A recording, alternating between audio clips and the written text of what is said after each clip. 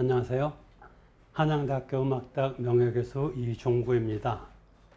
여러분, 우리나라의 대표적인 민요는 무엇일까요? 이런 질문을 받는다면 우리는 우선 아리랑을 떠올리면서 가슴이 뭉클해질 것입니다. 아리랑은 흔히 우리의 흥이자 한이고 민족 정서의 원형이며 한국의 대표적인 문화 콘텐츠라고 말합니다. 아리랑은 우리 민요로 세계에 널리 알려졌을 뿐만 아니라 남북한이 함께하는 자리에서는 나라의 노래를 대신하기도 합니다. 그러나 이 아리랑의 역사는 생각보다 오래되지 않았습니다. 우리나라의 영화 역사와 같습니다. 왜 그럴까요? 바로 우리나라 최초의 영화로 말하는 영화 아리랑의 주제가가 바로 우리가 알고 있는 아리랑이기 때문입니다. 영화 아리랑은 나원규가 1926년에 각본을 쓰고 주연을 했으며 감독도 하고 또 영화음악도 만들었었던 그런 작품입니다. 아리랑의 역사가 유구한 줄 알았는데 겨우 100년 정도야 하고 실망하실 분들도 계실지 모르지만 이는 사실이며 또한 엄청난 투쟁이기도 했습니다. 아리랑은 한국 영화의 지평을 열었던 명작으로 조선 키네마 프로덕션에서 제작했습니다. 나원규는 어렸을 때 들었었던 본조 아리랑을 바탕으로 작사하고 편곡하고 아리랑의 주제곡으로 만들었습니다. 당시 영화는 무성영화였기 때문에 상영에 맞춰서 악단이 극장에서 직접 주제곡을 연주했습니다. 이를 연주하는 악단은 극장 소속이면서 서양식 현악 앙상블이었습니다. 이 현악 앙상블이 최초의 아리랑 반주를 했기 때문에 장구 반주로 연주하던 본제 아리랑과는 큰 차이가 있죠. 영화 아리랑은 엄청난 흥행과 함께 4년여 동안 상영되었으며 영화를 본 사람이든 안 본 사람이든 아리랑 노래를 모르는 사람이 없게 됐습니다. 이렇게 서양식 음악이 짧은 기간에 우리 민요가 된 배경에는 이 노래가 일단 쉬워서 쉬울 수 있는 그 모든 조건을 다 갖추고 있습니다. 이 음악은 서양의 4분의 3박자 왈츠 리듬에 음역도 평이하고 형식도 간단한 ABA 형식을 취하고 있습니다. 본조 아리랑의 장단이었었던 한국 전통 음악의 세마치 장단은 3박자 계열로 서양의 월츠 리듬에 쉽게 전환할 수 있습니다.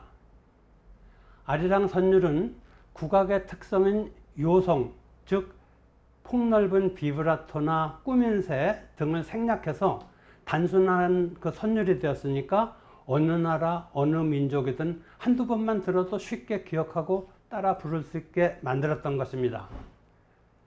나원규 감독의 아리랑 시절에는 연사가 영화에 맞춰서 대사도 하고 또 노래도 하던 무성영화 시절이었죠. 그러니까 이 음악이 어려우면 연사도 노래하기가 어렵습니다. 영화의 모든 것을 결정했었던 담당했던 그 나원규는 이를 부르기 쉬운 그 노래로 만드는 것이 필연적이었었죠. 이후 음반을 취입해서 전국 극장에 돌리면서 더욱더 유명해졌습니다. 이때 영화 내용에 감동한 전국의 연사들과 관람자들의 입에서 입으로 아리랑가락에 퍼져서 일제 탄압에 시달리던 당시 조선인들에게 노래로나마 그 한을 풀 수 있었던 것입니다. 자, 여기서 잠깐 나원규 아리랑 음악을 KBS 역사저널의 음원을 통해서 감상해 보시도록 하시죠.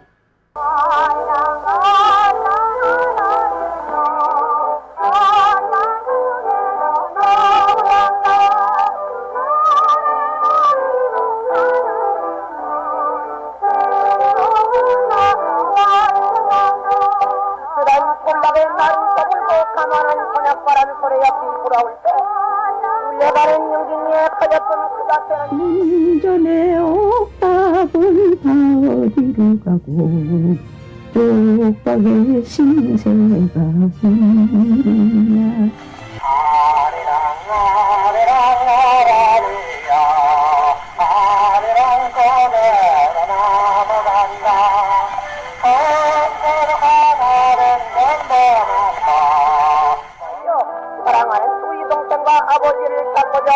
없는 이 고장을 다시 떠나가는 것이었다.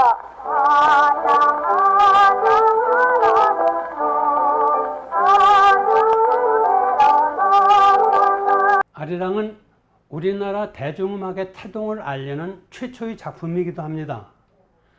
그때는 대중음악이니 국악이니 예술음악이니 하는 음악의 갈래조차도 없었던 시기였고 또 아리랑만큼 히트한 유행가도 없었을 때였습니다.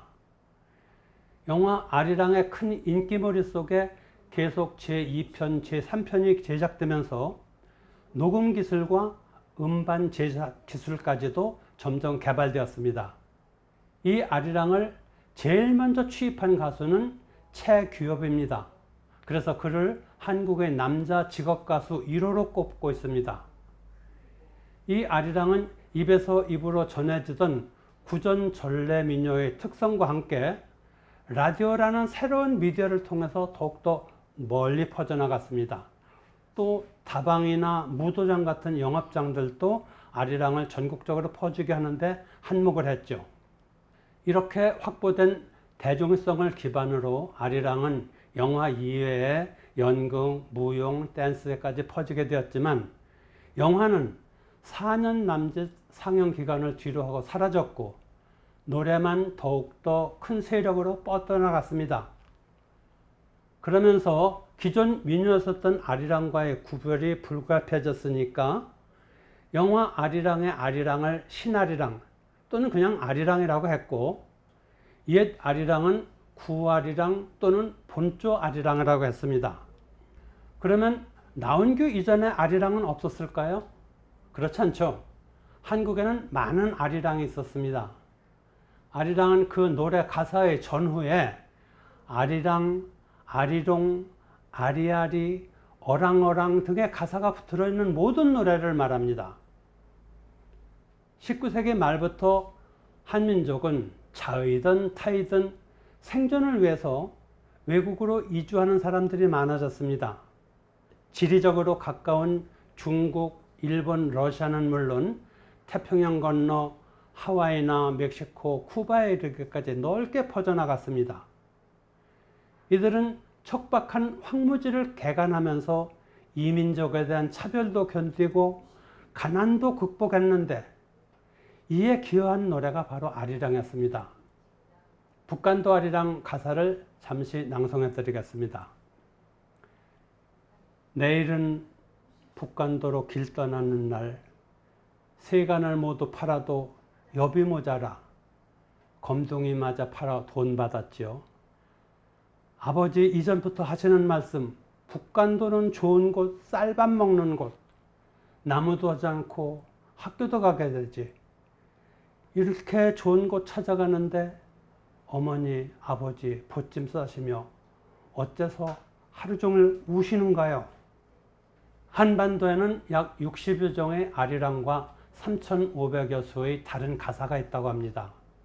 지금부터 아리랑이 세계로 뻗어나가는 과정에 대해서 살펴보도록 하겠습니다. 우선 한국인보다도 더 한국을 사랑했다는 서양인 호모 헐버트 선교사가 1886년에 체부한 아리랑이 있습니다.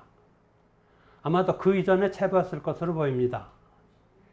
이 가사는 아리랑 아리랑 아라리요 아라릉 얼싸 뱃띄워라 문경세제 박달나무 홍도깨 방망이 다 나간다 이며 아마추어 음악가라고는 하지만 헐버트의 체부는 거의 본조 아리랑의 윤곽을 다 잡고 있습니다.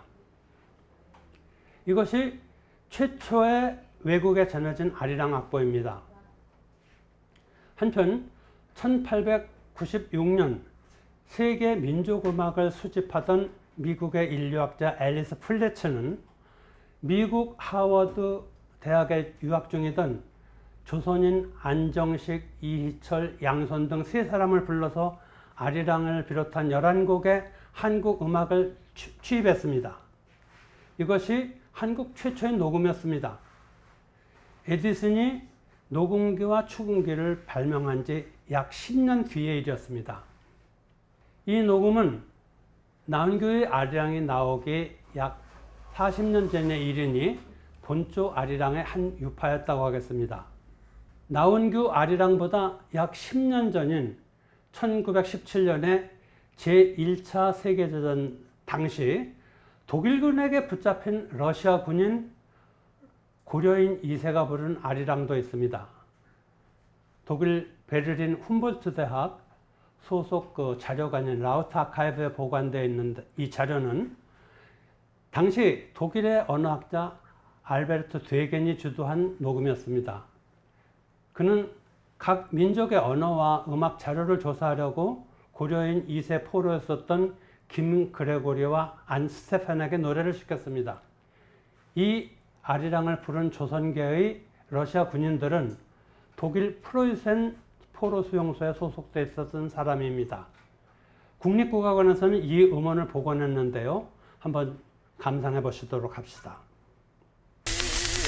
아리랑 아리랑 아라리요 아리랑 뛰어라 놀아가자 마른 가자고 내고 불긴데 이문 자꾸자 낭만만 한다 아리랑 아리랑 아라리요 아리랑 뛰어라 놀아가자. 그렇다면 아리랑의 역사는 1800년대 후반부터 시작된 것이 아니냐 하시는 의문도 가지실 수 있습니다. 그러나 지금까지 말씀드린 것은 모두 악보자료나 녹음에 의해서 확인할 수 있는 아리랑이었습니다. 그 이전에 아리랑에 대한 전설이나 유래, 기원설 이런 것들은 사실 아무도 장담할 수 없는 여러 가지 주장이 지금까지도 난무합니다. 그런데 이 기원설의 대부분이 일제강점기에 만들어진 것으로서 그 대표적인 이야기가 낙랑군에 있었던 자비령 고개를 아라고개라고 하는데 이것이 아리랑고개다라는 이병도의 주장입니다. 친일 사학자이며 일본인이 허구로 만들어낸 한사군 한반도설을 쫓던 이병도는 지긋지긋하게도 아리랑의 이야기까지 빠지지 않고 끼어들었습니다. 그러자 양주동 박사는 여러 가지 음운 변화의 법칙을 앞세우면서 아라라고는 말은 나라와 같은 말이다 라고 해석을 했습니다. 양 박사는 한사군의 낙랑군이 아닌 독립된 낙랑국을 말하는 것이었습니다. 또 양 박사는 아리라는 말은 발달하는 우리 고유의 옛말이고 랑은 고개를 뜻하는 고개 령자가 전음한 것이니 아리랑은 광명한 고개다 라고 밝혔습니다. 한편 일본인들은 그들이 미워하던 대원군을 욕되게 하기 위해서 경복궁 중건 당시에 아리랑이 생겼다고 했습니다. 그 한 예로 세정조라는 사람이 있습니다. 일본말로 호소이 하지메라는 사람이 경복궁 수축 당시에 전국에서 징집된 부역인들에 의해서 비로소 널리 퍼지게 되었다라고 말하고, 그러니 결코 오래된 민요는 아니며 가사에 보이는 근대적 데카당스, 그러니까 퇴폐주의죠. 데카당스와 소위 망국적이라고 불리는 애조 등의 영향으로 멀리 일본에까지 알려졌다라는 글을 썼습니다. 또 그는 아리랑 가사에 나오는 나를 버리고 가시는 님은 십리도 못 가서 발병이 난다라는 구절만 보더라도 조선인은 자신에게 해를 끼치는 사람에 대해서 철저한 복수를 하려는 지치성보다는 차라리 발병이나 나거라 하는 식으로 방조하는 경향이 있다면서 낙천적이며 바보 같다고 조롱했습니다. 이에 앞서 일제강점기의 조선총독부는 문화정책의 하나로 조선 민요를 채집하여 이를 토대로 조선총독부 촉탁연구원이었던 김지연에게 아리랑 발생설이라는 소제목의 5개 기원설을 제시했습니다. 이 역시 일본의 문화정책에 따르기 위한 것이었습니다. 따라서 이런 아리랑 기원설은 근본적으로 조선총독부가 일제식민지의 통치를 정당화하려는 의도에서 만들어낸 허구였습니다. 자, 지금부터는 주권을 되찾은 뒤에 아리랑 유래설에 대해서 말씀드리겠습니다. 아리랑의 기원은 신라의 초대 왕비였던 알령이 아리랑하고 좀 우문이 비슷하죠. 이 알령과 관련된 일입니다. 설화에 따르면 신라의 시조 박혁거세의 왕비 알령은 알령천이라는 우물에 살던 용의 옆구리에서 탄생을 했다고 하죠. 왕비가 되어서는 왕과 함께 여러 곳을 다니면서 농사와 양잠을 장려하는 선행을 베풀었기에 그 선독을 칭송하면서 생긴 노래가 바로 아리랑이다라는 주장이 있습니다. 또 경상남도 밀양에는 아리랑의 유래와 관련된 하나의 설화가 전해지고 있습니다. 아랑이라는 이름을 가진 밀양사또의 딸은 통인이 겁간을 하려 하자 정절을 지키려다 죽음을 당했다고 하죠. 그 아랑랑다를 기리기 위해서 부르던 노래가 바로 아리랑이라는 것입니다. 또 다른 기원설은 한국어로 신체나 마음이 아프다 할 때 아리다라고 하는데, 이런 이유로 아리랑은 아프도록 사무치게 그리운 님이다 라는 뜻으로 해석하기도 합니다. 또 환단고기에는 7000년부터 어아가를 아리랑의 기원으로 보고 있습니다. 어아가 어랑으로 다시 아랑으로 음운이 변해서 결국 아리랑이 되었다는 이야기입니다. 이렇듯 여러 가지 설이 애매한 가운데 우리들은 막연히 아리랑을 전통적으로 우리의 오랜 민요라고 생각만 하고 있습니다. 결국 아리랑의 기원설에 대한 논의는 불확실성으로 끝났지만 포괄적인 우리 옛 노래라는 생각에는 변함이 없습니다. 또한 아리랑은 시대와 신분을 뛰어넘으면서 전승된 민요라는 사실도 확인할 수 있습니다. 다음 시간에는 아리랑의 지역성에 대해서 살펴보도록 하겠습니다. 지금까지 한양대학교 음악대학 명예교수 이종구였습니다. 감사합니다.